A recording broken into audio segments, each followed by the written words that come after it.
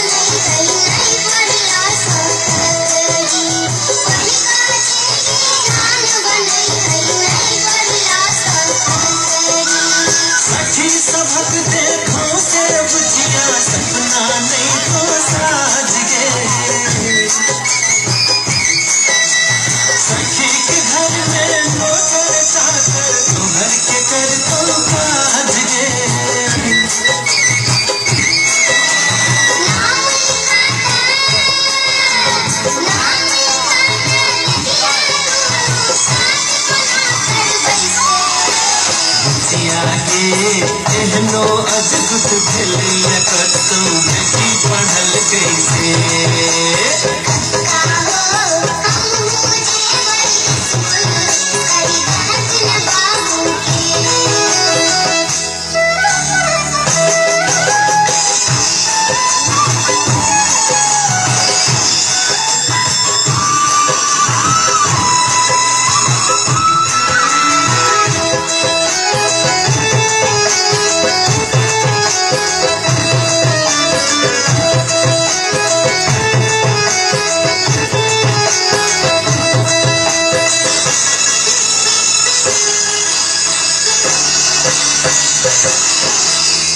बेटी भौजे पढ़ा देबही की कहतोगे समाज।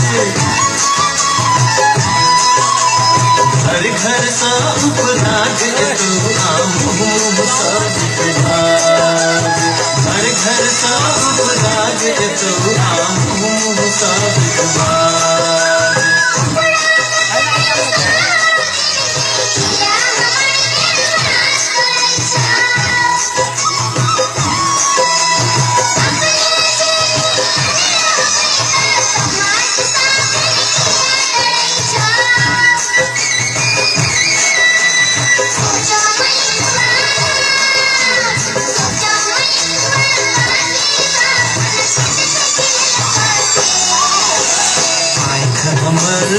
भूल दिल तो बचिया एक ही बात से।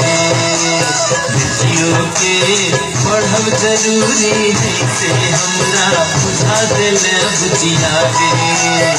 स्कूल के तैयारी कर तो आ हम कहे छियो बाबू के।